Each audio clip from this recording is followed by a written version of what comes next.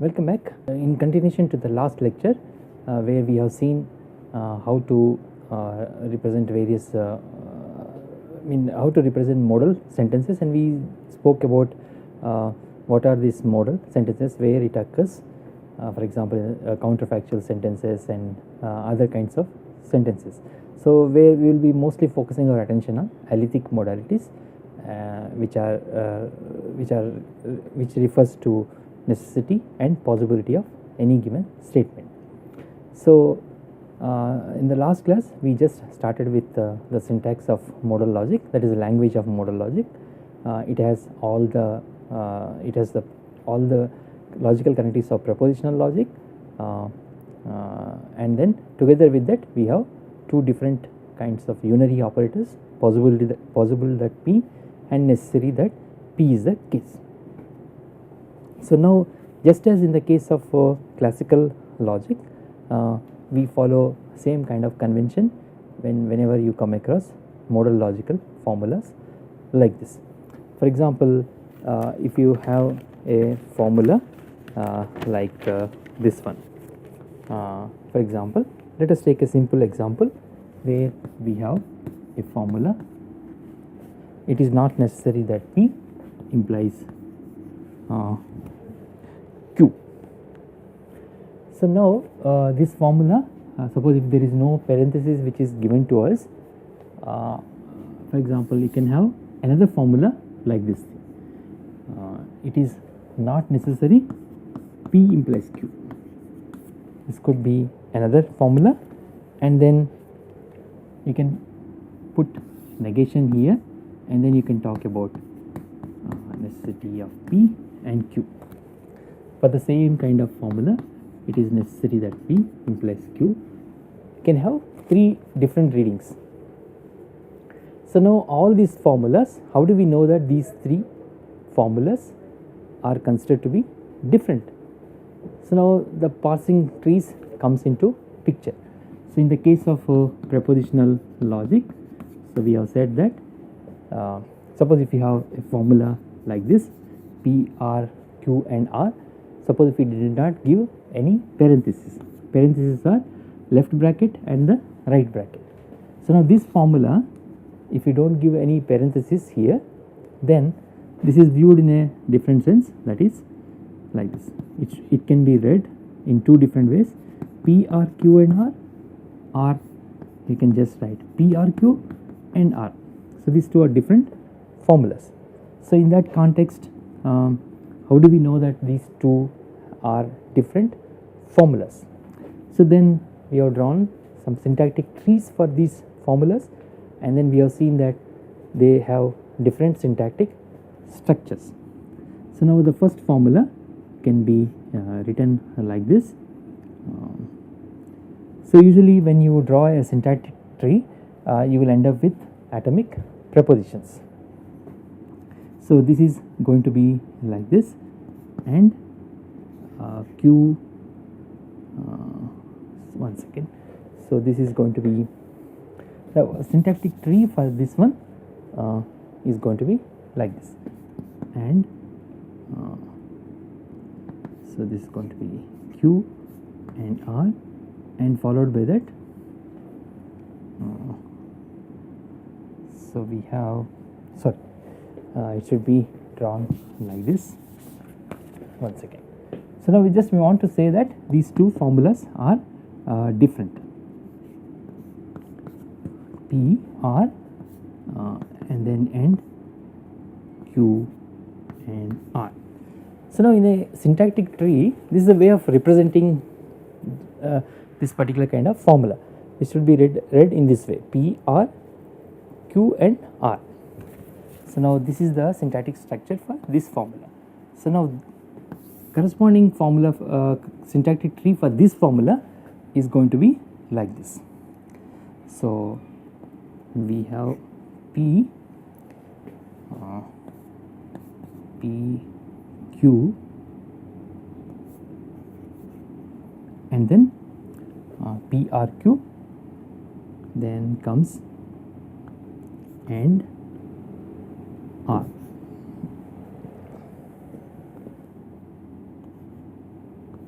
So Q and P are Q and R. So now these two are having different syntactic structures.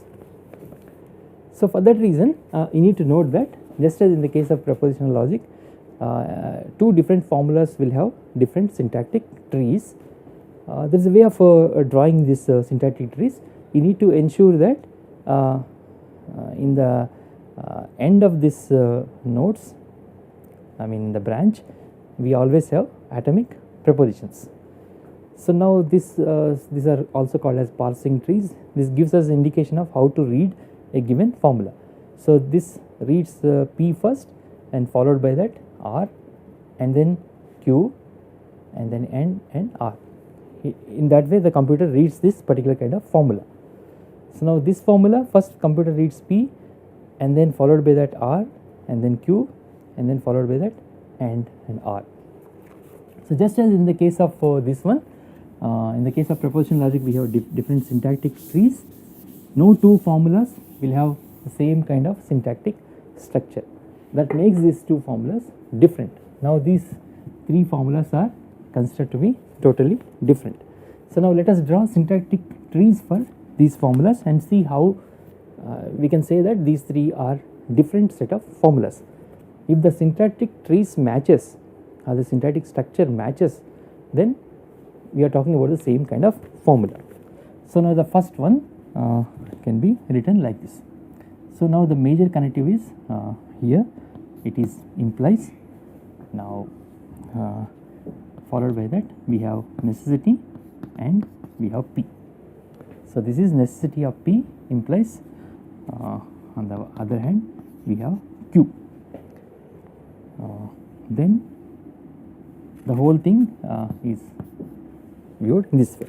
So negation of necessity of P implies Q. So now this is the syntactic tree for this formula. Now for this one again necessity is considered to be the major kind of connective. Now this connects P and Q. In the syntactic tree you always end up with atomic prepositions P, Q. So this is taken care of, that one, and then followed by that you have necessity and then negation. Negation of necessity of P implies Q is this one. Now when you come back, when it comes to this one, implication, then negation, then necessity and then P. So this can be read as negation of necessity P. Now implies, just one second, this is for this one.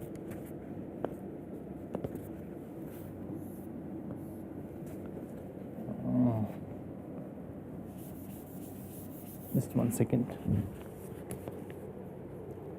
Necessity of P implies Q. So this is going to be like this. So now the main connective is necessity, and then you have to write this form. Ultimately you have P here, that's why it is here, and then necessity and then negation. So that is one thing, and then followed by that you have Q here. So now this one, so P implies Q is the one which you have written here, and then for the whole P implies Q, necessity operator operates, and for the whole necessity P implies Q is negation operates. So negation of necessity operates on the whole formula P implies Q. That is what is this formula. So now observe these three formulas. So now we can say that this has a different structure than this one, and this is totally different from the other one. So now the same formula, negation of necessity of P implies Q. If you change the brackets, it might mean a different formula.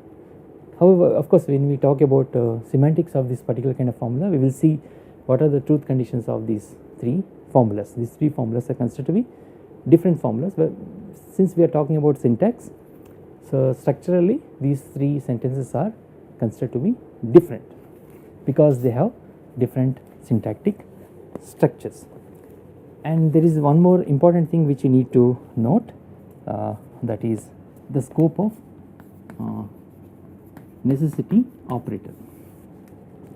So, for example, if you give an example like this, if you do P, if you do action P, then you must also do P.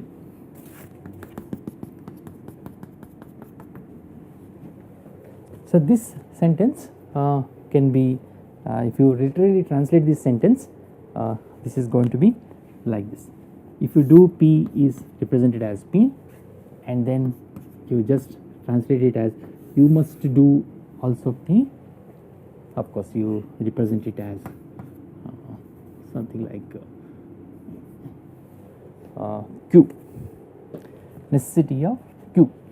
So, now the question arises to us is that where to appropriately insert this necessity operator. Does this necessity operator operates on the whole conditional? First of all, this is considered to be a conditional. So, this involves the necessity, your consequent has this particular kind of necessity. If you go with literal translation, this is going to be the translation of this one. But in the case of modal logic, necessity operator, it is only again the convention. Convention is that it operates on the whole conditional rather than part of the conditional. It will not operate just on the consequent of your conditional. Whenever you have a sentence like this, if you do P, then you must also do P. This is appropriately represented as this one. This has narrow scope, but it has wider kind of scope. So, this confusion has been there for a long time, right from the antiquity till the development of modal logics. This kind of confusion, where to put this kind of necessity. So, when we talk about Aristotelian sea battle example a little bit later, then we are going to see two different translations for that particular kind of example, and then we are going to see that under one particular translation the argument is going to be valid, in another case it is going to be invalid. So, we are going to see after a few classes. So, this is usually this confusion was almost there was no such kind of confusion, especially when ever since the introduction of K axiom, which is also considered to be a distribution axiom. So, this tells us that P implies Q is necessary, then individually P is considered to be necessary, and then Q is also considered to be necessary. So, this is the first thing that you need to note with respect to modal sentences. In modal sentences, if you come across a conditional, you should ensure that your modal operator operates on the whole conditional rather than part of the conditional. And now coming back to some translations. So, now how do we translate some kind of complex sentences like this one? There are few other examples which I will go through it, but let me write down one of the things that we will often have confusion. Nothing is absolutely relative.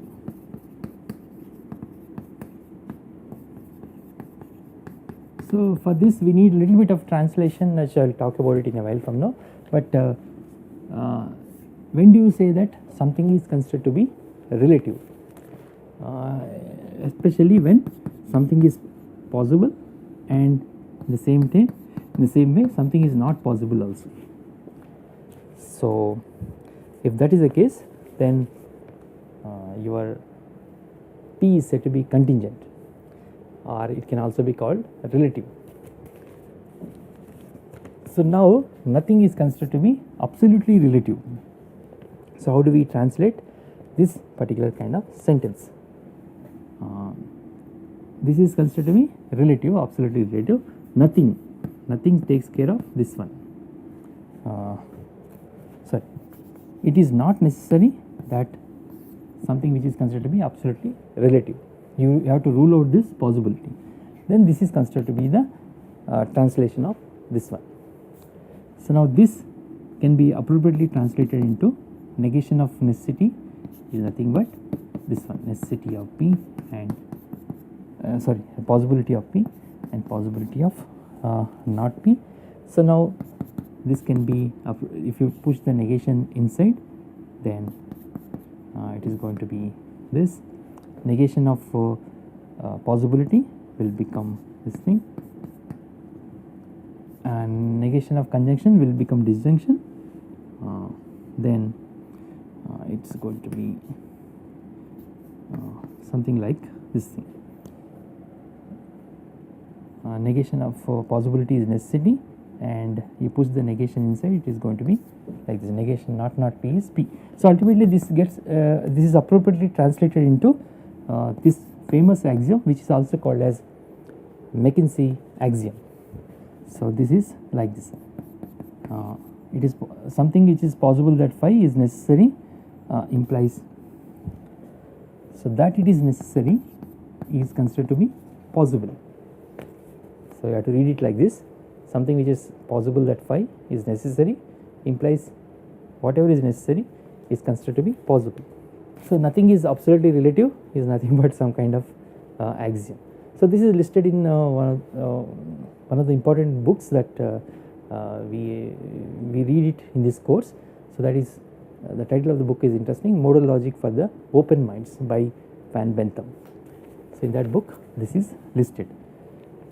So there are some of the interesting translations, and there is one more thing which we will be coming across in the process of translation, that is that we are not going to cover it in our course, but this distinction is considered to be important.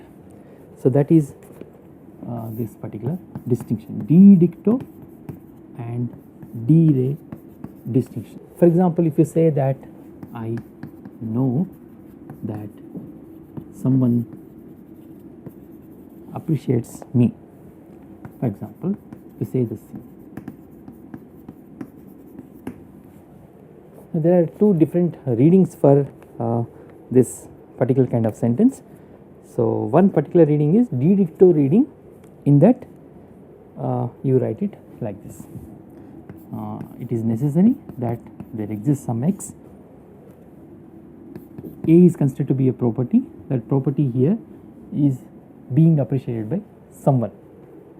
So when you talk about predicate logic, we do deal with, for example, if you say that all humans are mortal, humans are considered to be subject, and then being mortal is considered to be a predicate.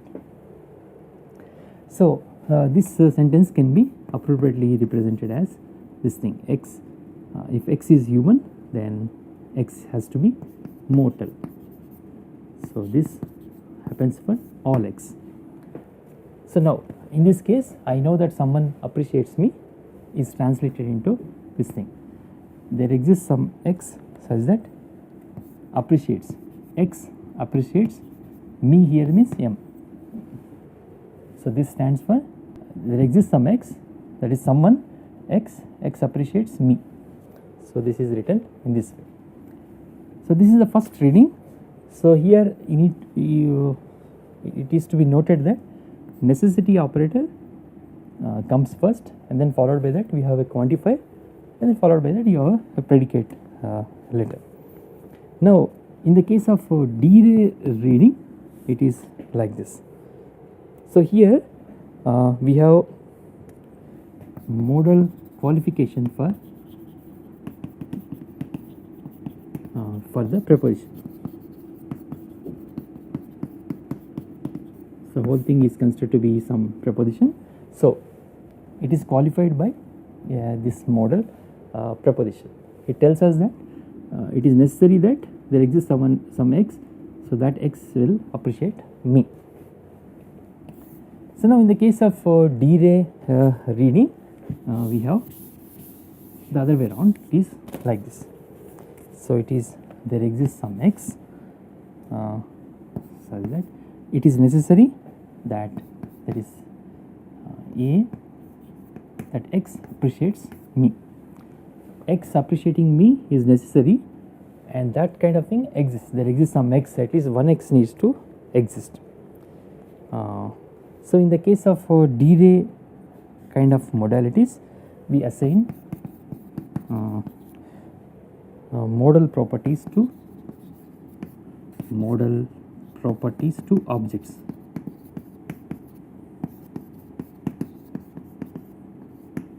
These are some of the objects that we have. So here modal proposition qualifies this particular kind of proposition, but this is applied to specific kind of objects. Like objects are here someone, and me is another object, individual object. It assigns modal properties to individual objects. So this is another interesting thing we need to note here.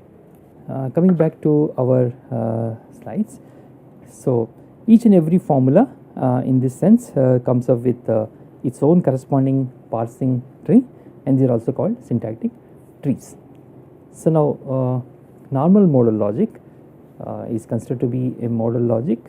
So logic of necessity and possibility, which contains all the tautologies of propositional logic, which includes an axiom, distribution axiom, which tells us that if phi implies psi is necessary, then individually speaking phi is necessary, and then psi is also considered to be necessary, and L contains all instances of a formula scheme or its corresponding duals.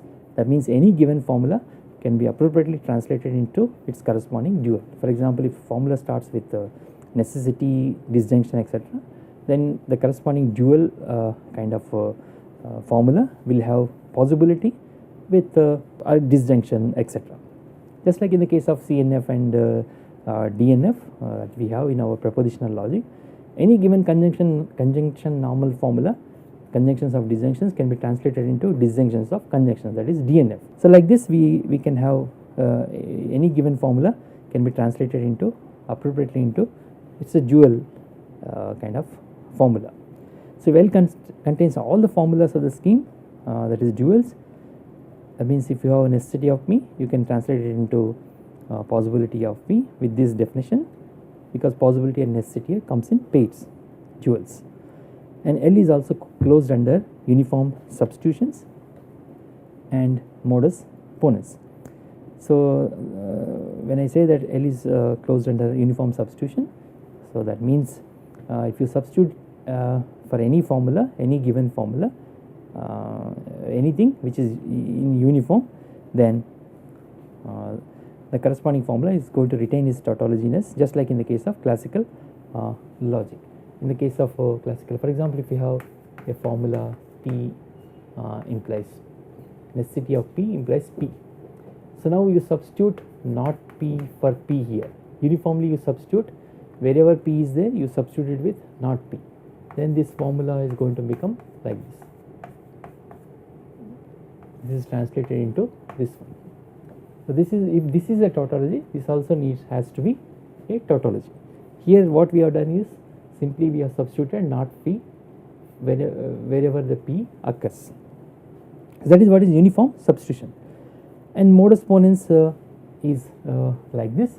Suppose if we have something like P implies Q is the case, and then it is also necessary that P is the case, then we need to have P in the necessity that Q is the case. And other important thing which you need to note it, and then it needs to be used carefully, that is the rule of necessitation. The rule of necessitation tells us this thing: if something is a theorem or proven kind of thing, then nothing, no harm in stating that this is also necessarily true. So you came across a theorem T, and then obviously that the theorem also has to be necessarily true. So if these 5 things are there, you call it as normal modal logic. Now how to distinguish between normal and non-normal modal logic? So for non-normal modal logics, we need to study a little bit about possible worlds, since I did not introduce the concept of possible worlds, but when we, after dealing this concept of possible worlds, and we will this idea will be this will be clear. Usually in a nutshell, the normal worlds are those worlds where the truth conditions of modal operators are considered to be different. If it is uniform, it is considered to be normal modal logics. If the world is non-normal, then the following holds. So this formula needs to be read like this: necessity of A is true in a world W. The value of necessity of A is going to be 0, it is false, whereas the possibility of A is going to be true. That means in a non-normal world, a sentence A is false no matter what A is considered to be. So even P or not P, P implies P are also considered to be false in such kind of worlds. This means that the rule of necessitation cannot be universally applied. If it is universally applied, it is true for all kinds of formulas, but this cannot be applied. So we are not talking about non-normal modal logical system, although C.I. Lewis is hinting us that it is a non-normal modal logics S1, S2 to S3, S1 to S3 captures the strict implication in a better way. So if you now in the next class I am going to talk about some of the important theorems which are related to how to prove these important theorems within those modal logical systems. In a way we will be talking about there will be many modal logical systems which are possible, but we will be talking about some of the important modal logical systems such as K, T, D, S4 and S5, and we have another system called B. So all these logical systems are named after one logician or another. So K is very widely popular to be the logical system which was discovered by Kripke. So this is also considered to be minimal modal logic. So we talk about axiomatic system, axiomatic modal logics in the next class, where you will be proving some of the important theorems within those logical axiomatic systems. Each axiomatic system will consist of a set of axioms. It can be 1, 2 or it can be 3. Followed by that you have substitution rules and then modus ponens etc. and then transformation rules. One formula is transformed into another one, and then rule of necessitation, and then modus ponens is anyhow is there in those logical axiomatic systems. You have only these few things, and then using these axioms and transformation rules and modus ponens rules etc., we will be generating various theorems within that logical axiomatic system. So in the minimal modal logical system K, we have only one axiom, that is P implies Q is necessary, implies it is necessary that P implies it is necessary that Q.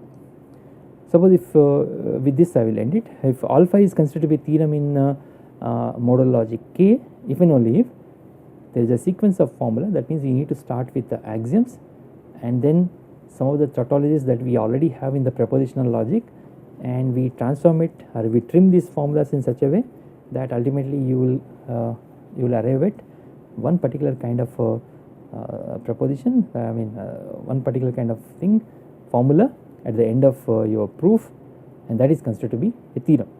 So now alpha is proved in K if and only if there is a sequence of formulas of which alpha is considered to be the last such kind of formula, such that every formula in the sequence is either the axiom of K or else it is derived by means of some of the rules from the formulas appearing higher up in the sequence. Suppose if you derive something like from P2 all the way down to Q, you derived something.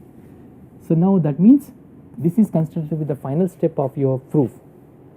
From P all the way down to Q, the final step of your proof is considered to be a theorem, and then all the other steps 1, 2 something, they are all also considered to be true statements. The only thing which you need to note is that if it is proved in a system K, it has to follow the same rules of K, the axioms of K and only transformation rules, substitution rules etc. and modus ponens etc., nothing else. So this is considered to be a rigorous proof. There should not be any other thing which comes from outside, it can be borrowed from outside. So in that sense it is considered to be a rigorous proof. In the next class we will be talking about various theorems within these logical axiomatic systems, and These are widely studied logical systems K, T, D, S4 and S5, and it is S5 which was widely studied, and we will see the reason why S5 is studied by philosophers and everyone, why it was given much emphasis. So, in the next class we are going to continue with the axiomatic system pertaining to these systems K, T, D, S4, S5. Thank you.